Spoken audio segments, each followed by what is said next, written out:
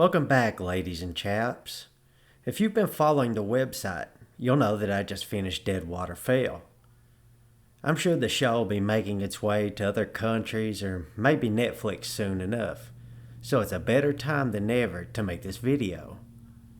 If you're thinking about watching the show, or you've already watched it, you've come to the right place. In this video, I'll give you a rundown of the show's story and major plot lines. Then we'll get into the finale and spoilers. I'll also give you insight into my opinion and why I did or did not enjoy the show. I'd appreciate it if you'd leave your opinions in the comments below. Tell me what you thought about it and why you came to that conclusion. I like to know what others are thinking as well. We'll get started by taking a look at the cast. Please forgive me if I pronounce any of these names wrong. First up is David Tennant. Most people will recognize him from Broadchurch or Doctor Who. He plays in a lot of great shows, so there's a good chance his past work lured in a lot of viewers. He stars alongside Matthew McNulty. I've watched a few shows with McNulty, but the one that stands out most to me is The Paradise. That's a show I wish was still alive and kicking, or at the very least had got a couple more seasons. More recently, he has appeared in The Bay and Cleaning Up. The other primary characters are played by Cush Jumbo and Anna Madeley. I'm not too familiar with Cush, but she has appeared in Vera and The Good Wife. As for Anna Madeley, she was in Mr. Selfridge, Utopia, and Secret State. So David Tennant plays Tom Kendrick, and Anna Madeley is his wife, Kate.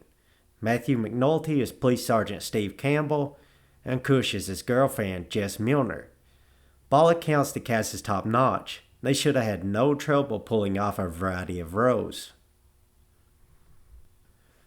Okay, let's dive into the story. What should you expect when watching Deadwater Fell? The story takes place in a remote village in Scotland. Steve Campbell lives with his girlfriend Jess, and they help raise his two children, Elliot and Lewis. Kate and Tom Kendrick have 3 kids of their own. Tom is a doctor, and the family seems to be tight-knit. During the first episode, bicyclists race through the town.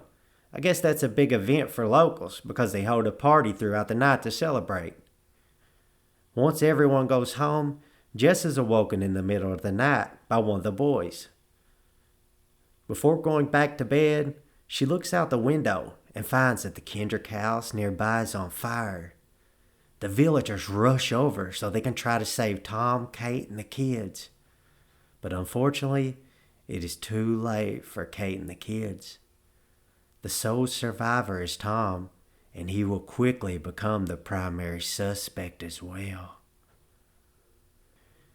During the course of the show, investigators find out that the girls were locked in their room. There was some type of fight on the night of the fire, and the victims were drugged. The locals are quick to point the blame at Tom or his wife. So who was responsible? Was it Mommy, Daddy, or someone else entirely? To avoid any spoilers, you should stop there if you haven't watched the show yet. Next, I'm going to explore the finale and my personal opinions. So as the finale starts, we find out that Jess isn't going to have a child. Her relationship with Steve is on the downfall while Tom tries to return to normal. A fundraising event to collect money for a gazebo, which will be built at the family's memorial gardens, leads to a confrontation between Tom and Steve.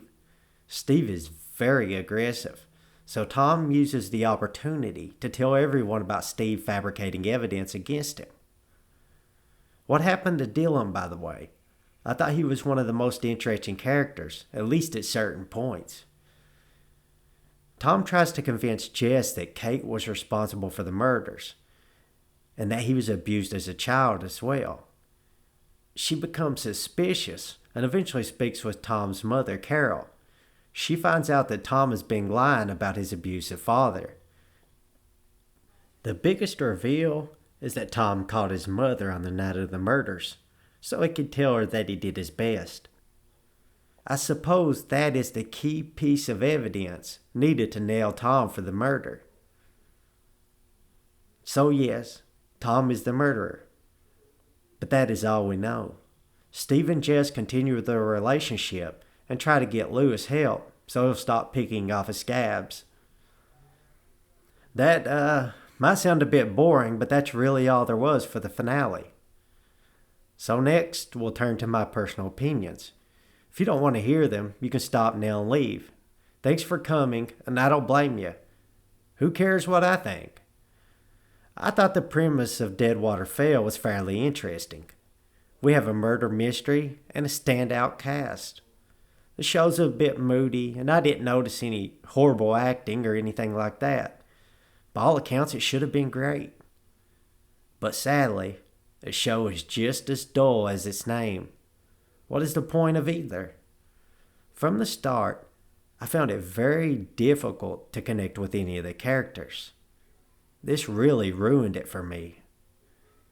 I need to develop a relationship with the characters before I can start caring about their futures. And here, none of the characters were particularly likable.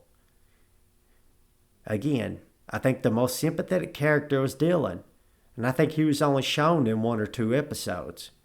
Granted, he was a bit of an idiot too. Each episode was drug out a bit. There were too many stagnant scenes where the viewer is left staring at a balloon, flower, or character's face for a good 2 or 3 minutes, and it feels much longer than that. This happened far too much. The show is 4 episodes long, and they're about 45 minutes apiece.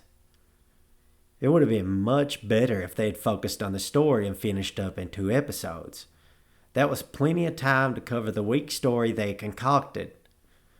One thing that struck me as odd was Steve's responsibility as police sergeant. He was really the only one investigating the crime for a few episodes. I didn't figure out the names of the other investigators until like the 3rd episode, and I watched it twice for the recaps.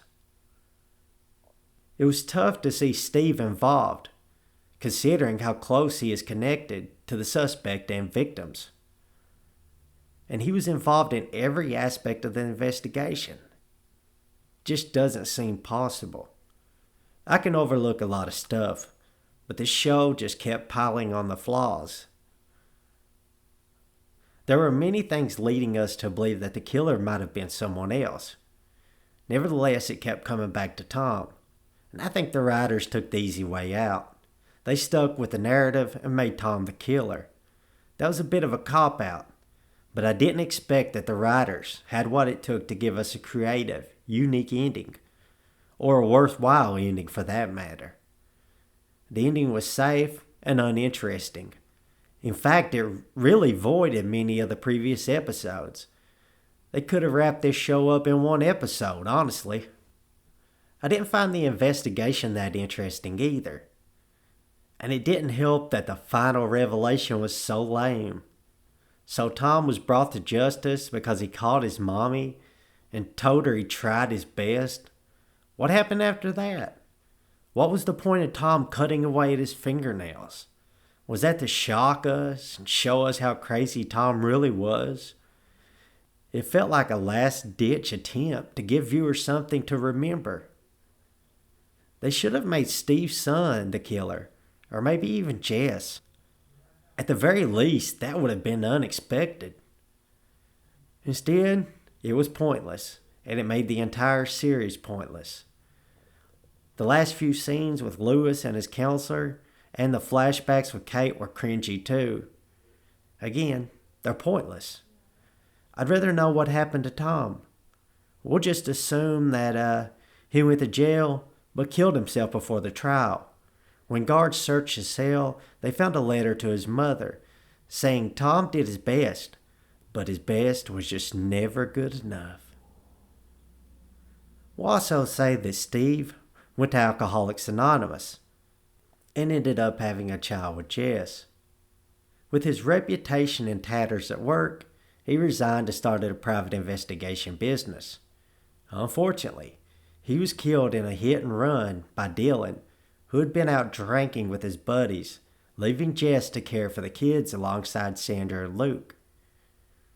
Lewis was never able to outgrow his condition, so he still peels scabs today, and that's about it. I hope you enjoyed this video and learned something along the way. Ultimately, I cannot recommend Deadwater Fell. There are far better shows out there. Watch Grantchester instead, since it's airing right now too. Thanks for taking your time to watch this video. I would appreciate it if you give your opinions in the comments below. If you like this video, you can always like and subscribe. That'll help a lot. And don't forget to keep using Real Mockery. All the recasts for Deadwater Fell can be found there. Thanks again.